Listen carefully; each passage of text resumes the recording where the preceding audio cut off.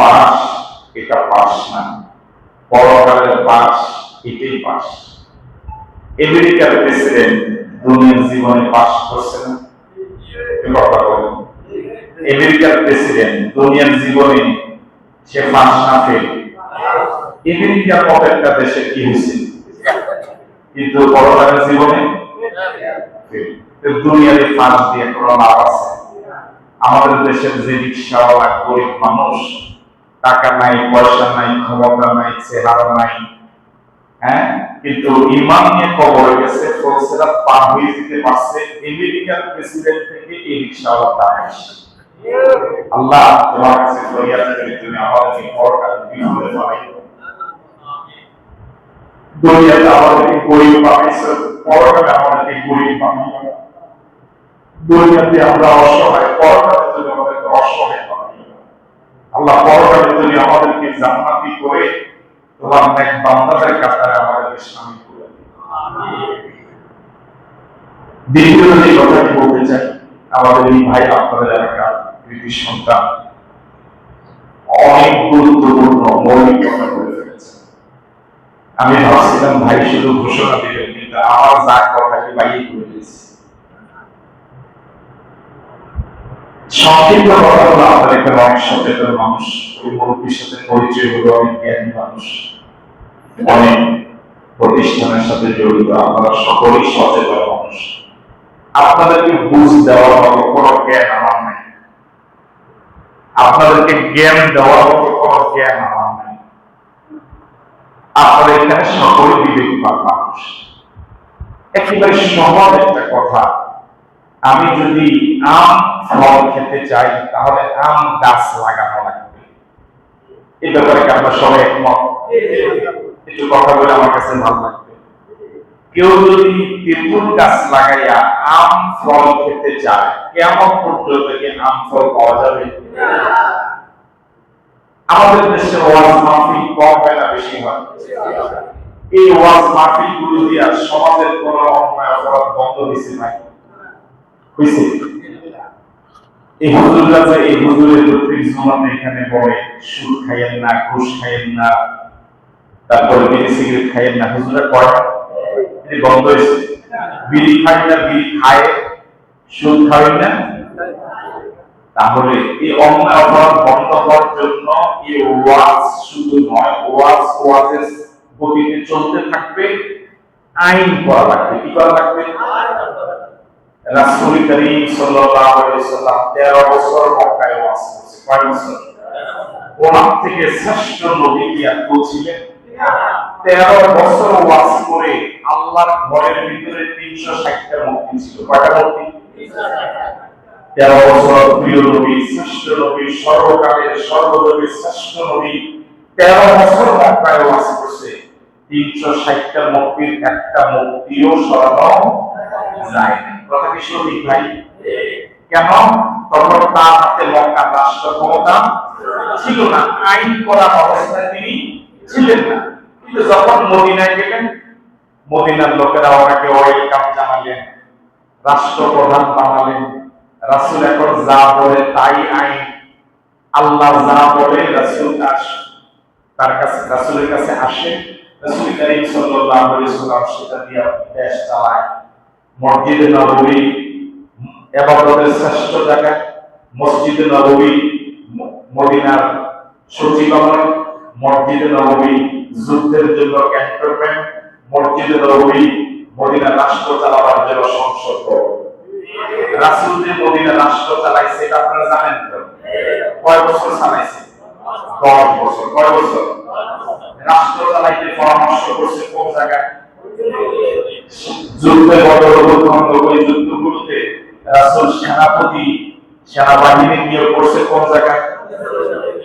মসজিদ থেকে সেনাপতি বানাইছে, মসজিদে পরামর্শ করে বিভিন্ন প্রদেশে ডিসিএসপি বানাইছে, গভর্নর বানাইছে, পাঠায়।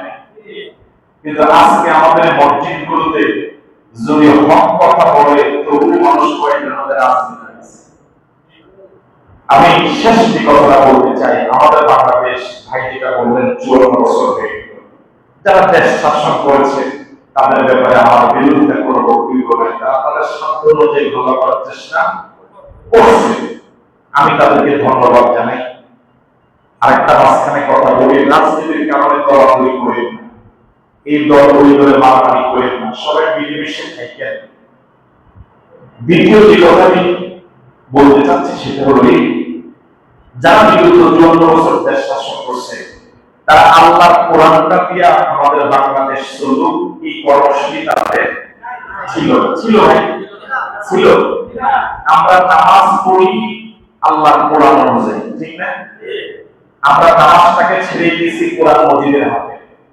আমি একটু আগে 4 রাকাত পড়েছি আসরের নামাজ, যদি 5 রাকাত পড়াইতাম আমরা থাকতেন, আমরা মানতেন।